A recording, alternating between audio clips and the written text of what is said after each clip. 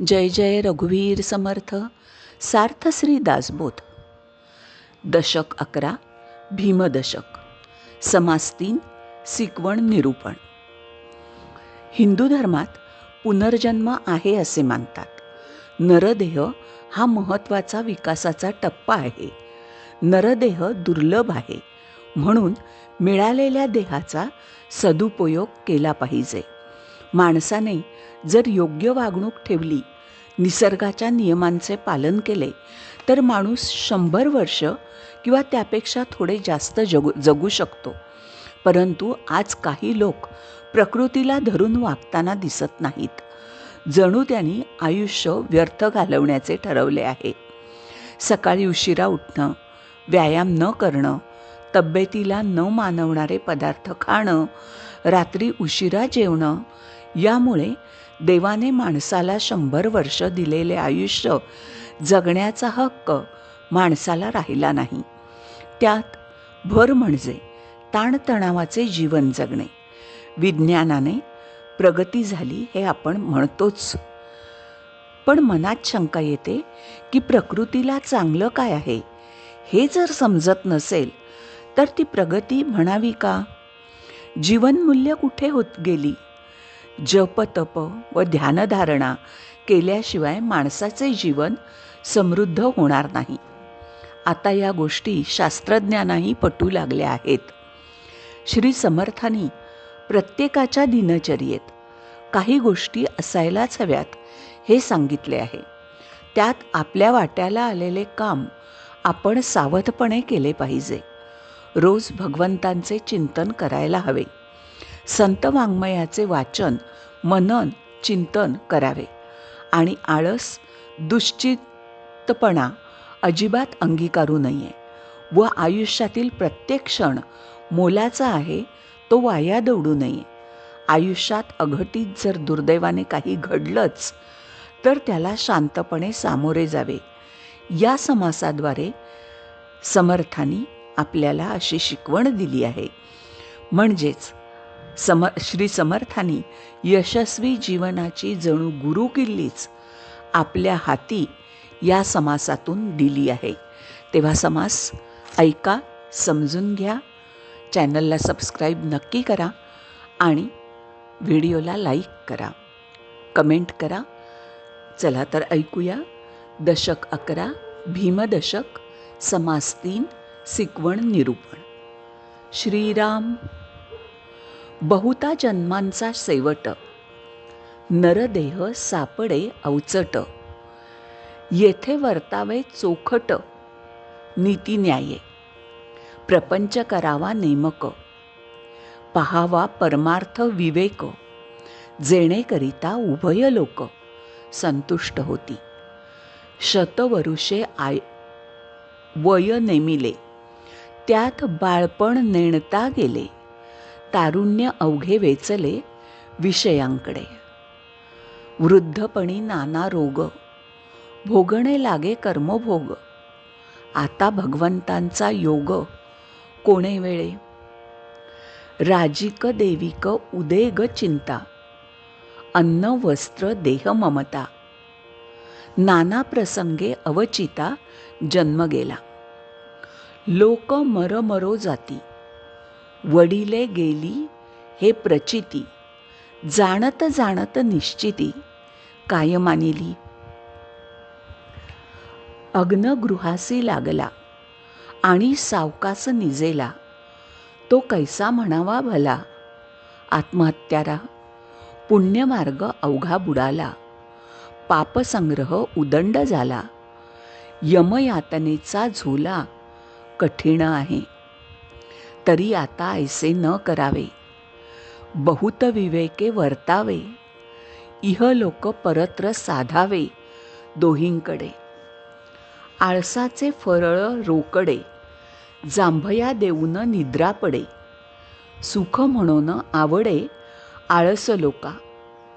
साक्षेप करिता कष्टती, परंतु पुढे सुरवाढती. खाती जेविती सुखी होती, यत्ने करून. आळस उदास नागवणा. आळस प्रयत्न बुडवणा, आळसे करंटपणाच्या खुणा प्रगट होती. मी जसं सुरुवातीला सांगितलं, आळसाने सर्वनाश होतो. म्हणून कोणत्याही गोष्टीचा आळस करू नये. आपलं जे कर्म आहे, आपलं जे काम आहे, ते माणसानी वेळेवर आणि चांगल्या पद्धतीने केलं पाहिजे. आळसाने काहीही माणसाला मिळत नाही. आणि जसं सुरुवातीला सांगितलं की वेळेवर उठलं पाहिजे. आपलं सगळं आवरून आजच्या दिवसात आपल्याला काम काय काय करायचं आहे त्याच्या सगळ्याचा आढावा घेतला पाहिजे आणि आपला दिवस योग्य त्या मार्गाने व्यतीत केला पाहिजे, असं मला वाटतं.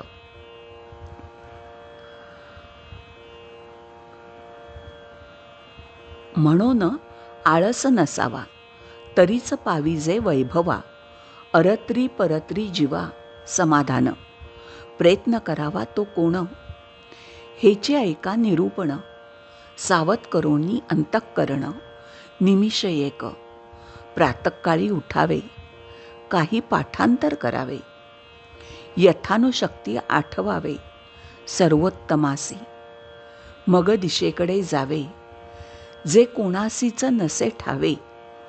शौच आचमन करावे, निर्मळ जळे, मुखमार्जन प्रातस्नान, संध्यातर्पण देवतार्चन. पुढे वैश्वदेव उपासन यथासांग. काही फळाहार घ्यावा, मग संसार धंदा करावा. सुशब्दे राजी राखावा सकळ लोक.